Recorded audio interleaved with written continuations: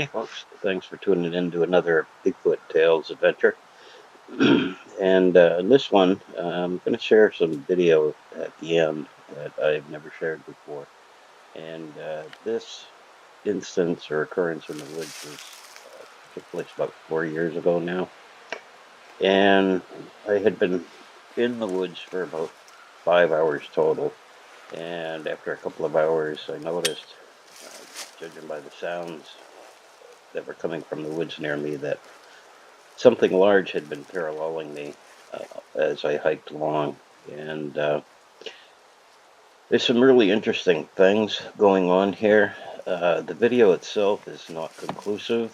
It doesn't definitively prove anything except that there was something there. Can't tell what it is. I'm not going to be able to do it, but listen carefully through the video and pay attention to some of the different prompts that I give.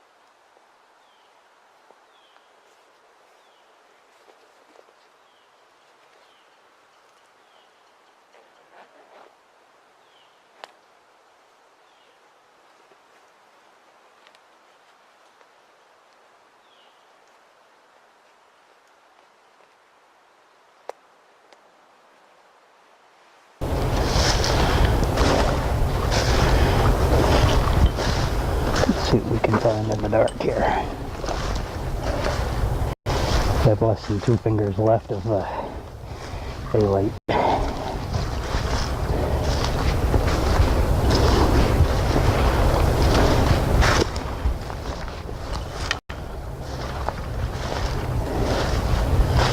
Now it looks like the fog is starting to roll in.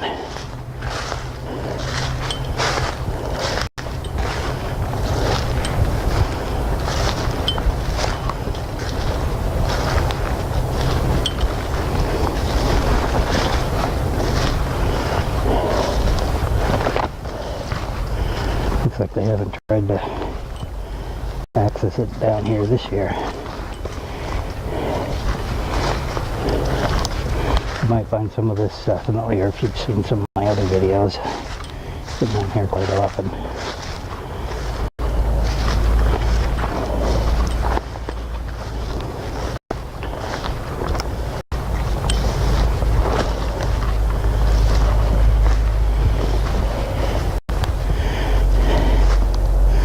Looks like something bedded there, probably a deer. I've seen deer down here. What's a deer sign?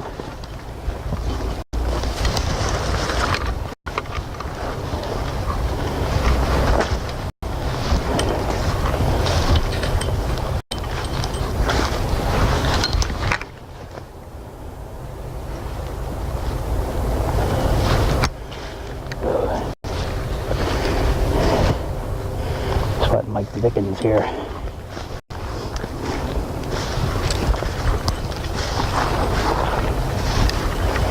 Stop and get a drink there in a little bit.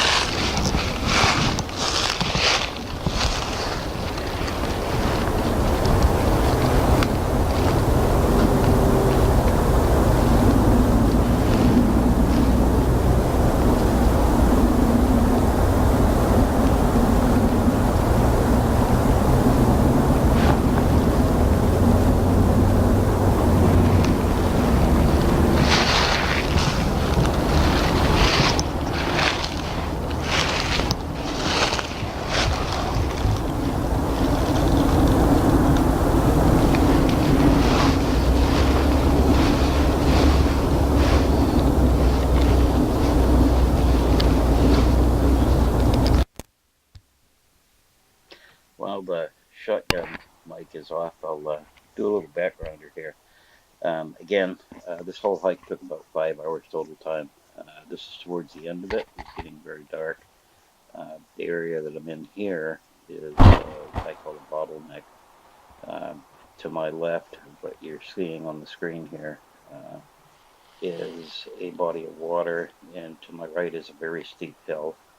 It's about a 35 or 40% grade, very steep, heavily wooded. And beyond that is a roadway. So I figured if I was going to get any video of whatever this was in the woods with me, this was going to be the place to do it. And I traveled along and got to this point. I realized that there was actually multiple creatures, whatever they are, in the woods with me. And I had somehow managed to insert myself between them. Most of the noise was coming from the direction of where my camera is pointed, but I could occasionally hear noise also behind me. Adrenaline was really pumping by this time. It was getting darker, and I could hear the sounds of these branches breaking. So whatever it was that was up there was capable of doing that. Not really sure how or why they were doing that, but it's the case as it is. And the video that is coming up beyond this point is very poor quality. I have night vision capability on my camera, but the infrared light that it uses it's only good for about 20 to 30 feet. It's really made for shooting indoors. I was hoping that there would be enough twilight left to be able to get some decent video. It didn't work out that way. I wish I had had a bigger light bar that would have allowed me to do a little bit better video, but under the circumstances, it was the best that I could do with the equipment that I had, especially with, like I said, the adrenaline running as fast as it was. But you'll see that as soon as I turned the night vision on and the infrared light went on, things kind of blew up, and there was a flurry of activity on both sides of me. And I wasn't really sure what was going on. I didn't know if they were coming towards me or were away from me. But you'll see in the clip coming up exactly what's going on. And there is one particular point in that clip that is going to be a very, very important for you to pay attention to. So when you get towards the end, pay very close attention to what will be in the top right-hand corner of the screen during that. But I'm coming up to the point where I realized that my shotgun mic was off because the battery had died, and I replaced the battery. So with that, we'll be back and get back to you in just a few moments towards the end of the clip.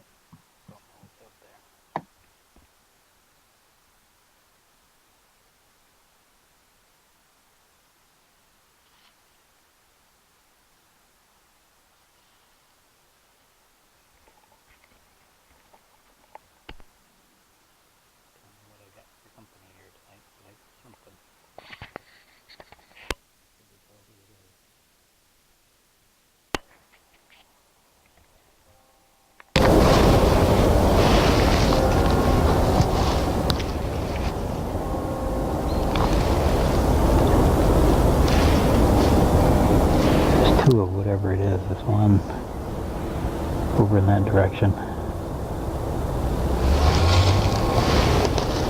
Going over in that direction.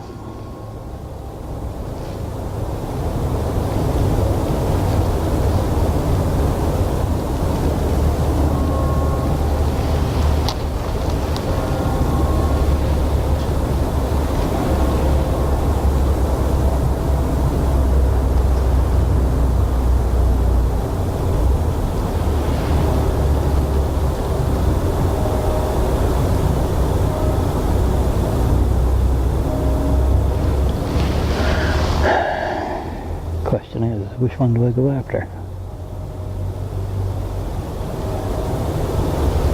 If any. I'm gonna do another edit cut here.